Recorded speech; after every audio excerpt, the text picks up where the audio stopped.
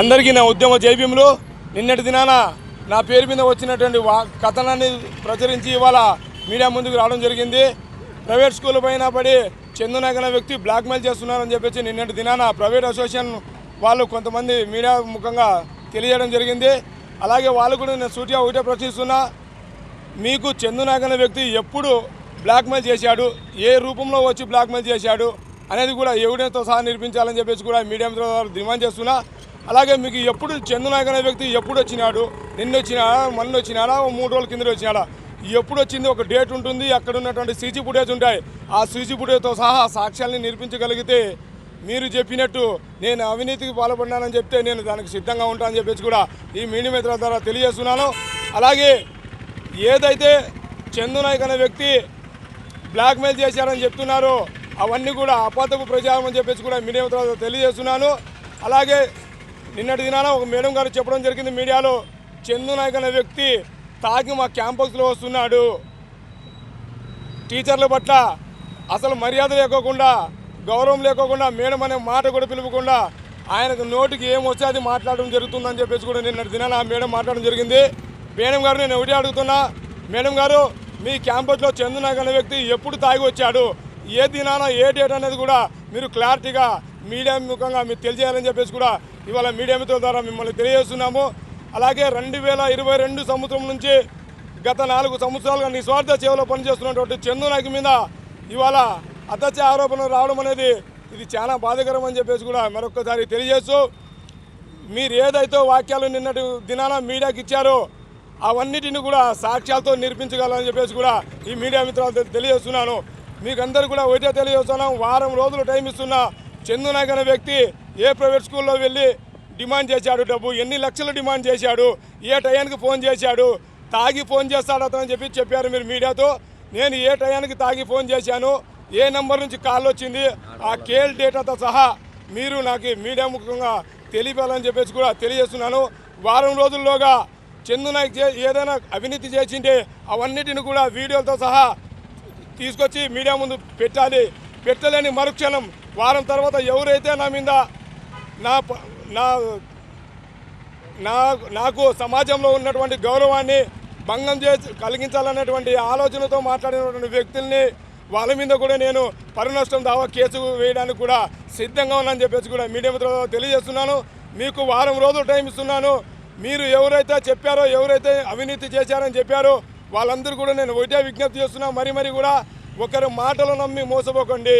మీకు ఏదైనా చందునాయక్ అనే వ్యక్తి బ్లాక్మెయిల్ చేసి ఉంటే, నిజంగా అతను ఫ్రాడ్ చేయాలనేటువంటి ఆలోచన చేసి ఉంటే అవన్నీ ఆధారాలు రికార్డుతో సహా మాకు తెలియాలని చెప్పేసి కూడా మరొక్కసారి తెలియజేస్తున్నాను. అలాగే సమాజంలో గౌరవ మర్యాదలుగా బతుకుతున్నటువంటి ఒక దళిత గిరిజన కుటుంబంలో పుట్టినటువంటి మా దళిత బిడ్డల్ని కూడా ఇలా కించపరిచే విధంగా, మా మనోభావాలు దెబ్బతీసే విధంగా మీడియా ముందుకు వచ్చి మాట్లాడితే మేము ఊరిని చూస్తూ ఊరుకోమని చెప్పేసి కూడా మరొక్కసారి నేను తెలియజేస్తూ, ఇలాగే మీకు వారం రోజులు టైం ఇస్తున్నాము. ఆ వారం రోజుల లోపల చందునాయక్ చేసినటువంటి ఏదైనా కూడా అవినీతి నిరూపించగలిగితే మీరు చెప్పినట్టు ఏ దానికైనా సిద్ధమని చెప్పేసి కూడా ఈ మీడియా మిత్రులతో తెలియజేస్తున్నాను. అలాగే మరొక విషయం ఏమంటే, నిన్నటి దినాన హనుమంత్ రెడ్డి అనే విలేకరు నా మీద కుల సంఘాల పేరుతో దందాలని వేశారు. నేను ఏపీ 39 మీడియా యజమాని అయినటువంటి హనుమంత్ రెడ్డి గారికి నేను ఒకటే విజ్ఞప్తి చేస్తున్నా, హనుమంత్ రెడ్డి గారు నేనేం చెప్తున్నానంటే, చందునాయక్ అవినీతి చేశాడని ఆ మేడం చందునాయక్ అనే పేరు పెట్టింది. చందునాయక్ ప్రైవేట్ స్కూల్లో పోయి దందా అని పెట్టి హెడ్లైన్ పెట్టండి, దానికి పర్లేదు. కానీ చందునాయక్ పేరును వాడుకొని కుల సంఘాల పేర్లతో దందా అనే పెట్టడం మాత్రం ఇది చాలా బాధాకరమైన విషయం. మీకు ఏదైనా వ్యక్తిగత విషయాలు ఉంటే కుల సంఘ నాయకులతో చూసుకోండి, అంతేగాని కుల సంఘ నాయకులను ఎందుకు మధ్యలో లాగుతున్నారు? కుల సంఘ నాయకుల వల్ల మీకు కలిగినటువంటి నష్టం ఏమైనా ఉందా? అలాంటి నష్టం ఏదైనా ఉంటే మీడియా ముఖంగా ఖండించండి, దానికి మేము సిద్ధంగా ఉన్నాం. అంతేగాని ఎప్పుడు కూడా ఏ వ్యక్తిని కూడా కించపరిచే విధంగా, వాళ్ళ మనోభావాలు దెబ్బతినే విధంగా కుల సంఘాల పేర్లను మాత్రం ఇంకొకసారి దయచేసి వాడొద్దని చెప్పేసి కూడా మరొక్కసారి విజ్ఞప్తి చేస్తూ, మీరు కాదు కుడదు ఇలాగే మేము కుల సంఘాల పేర్లు వాడతామంటే అన్ని కుల సంఘాలు కలుపుకొని మీకు త్వరలోనే తగిన గుణపాఠం చెప్పే రోజులు కూడా దగ్గరలో ఉన్నాయన్న విషయం కూడా ఇవాళ గుర్తుపెట్టుకోవాల్సిన అవసరం ఎంతైనా ఉందని చెప్పేసి కూడా నేను హనుమంత్ రెడ్డి గారికి ఈ మీడియా ద్వారా తెలియజేస్తున్నాను. ముందుగా ఇక్కడికి వచ్చేసిన పెద్దలు, AP SC ST BC minority JAC వ్యవస్థాపక అధ్యక్షులు ఓబుల్ రాజన్న గారికి, అలాగే గిరిజన ముద్దుబిడ్డ ఇక్కడ అహర్నిశలు శ్రమిస్తూ తన వంతు శైలిలో ప్రజల్లో అన్నదన్నలు పొందుతున్న ప్రతి ఒక్కరికి మరియు మీడియా మిత్రులకు నా ఉద్యమ జైభీములు తెలుపుకుంటూ నిన్నటి రోజున చందు నాయక్ గారి మీద వచ్చిన ఒక వీడియో తప్పుడు ప్రచారం అని చెప్పేసి మాట్లాడడానికి ఈరోజు మీడియా ముందుకు వచ్చాం. ఒకసారి గుర్తుపెట్టుకోవాలా, సమాజంలో ఎదుగుతున్న దళిత గిరిజన బిడ్డల మీదే ఈరోజు ఎన్నో అసత్య ప్రచారాలు అలాగే దుర్మార్గమైన చర్యలు తీసుకుంటున్నారు.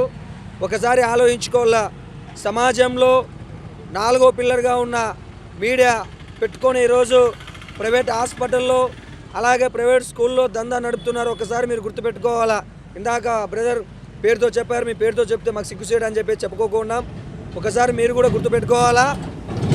నిన్నటి రోజున గౌరవ టీచర్ గారు, ఒక స్కూల్ ఎండి గారు వచ్చి ఎస్పీ కార్యాలయంలో ఒక మాట అన్నారు. వచ్చిన వాళ్ళు దళిత సంఘాలే అని చెప్పేసి. మేడం పారి గుర్తుపెట్టుకోండి, దళిత సంఘాలు నీచానికి నికృష్టికి దిగజారవు.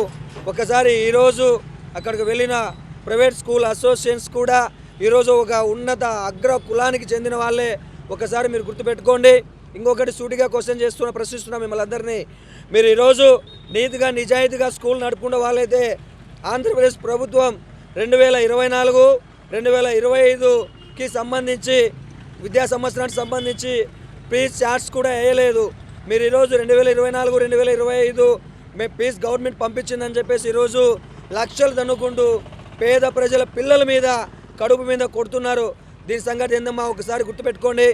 గౌరవ జిల్లా కలెక్టర్ గారికి అలాగే గౌరవ జిల్లా ఎస్పీ గారికి ఈరోజు AP SC ST BC minority JAC తరఫున మేము మెమరాండం ఇస్తున్నాం. ఒక్కసారి దళిత సంఘాలనే పేరు ఎన్నిక తీసుకోకుంటే 24 గంటల లోపల పేరు ఎన్నిక తీసుకోకుంటే నిన్న పోయిన ప్రతి ఒక్కరికి అలాగే ప్రతి ఒక్క ప్రైవేట్ స్కూల్ అసోసియేషన్స్ మీద కూడా మేము ఎంక్వైరీ చేయాల్సి వస్తుంది.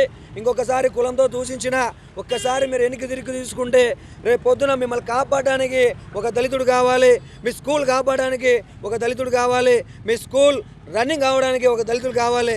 ఏం మేడం ఆ రోజు ఇవి గుర్తుకు రాలేదా మీకు? ఈరోజు మీరు స్కూల్ నడుపుకుంటున్నారు, మీ స్కూల్ పర్మిషన్ ఉందా మేము అడుగుతున్నా.